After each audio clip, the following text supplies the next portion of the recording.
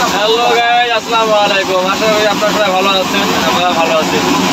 কালকে যে মেশিন নিয়ে আমরা ভিডিও করছিলাম, কালকে হাতে কালার করে আজকে আমার ফিল্ড টেস্ট করতে নিয়ে আসছি।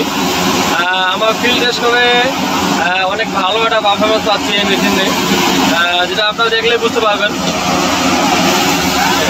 ধান একবারে মারাই হয়ে একবারে সিজারি সহ ঢুকে যাচ্ছে ভিতরে, একবারে ফ্রেশ হয়ে নিটিং ক্লিন হয়ে একবারে সিজারি হয়ে দেখেন সিজারি কোথায় যাচ্ছে।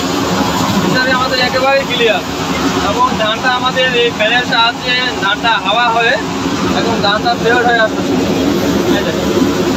ধান একবারে জগজগে এখন ক্লিয়ার। কৃষক এই মুহূর্তে এখান থেকে কৃষক পাইকারি করে ধানটা সেল দিতে পারবে।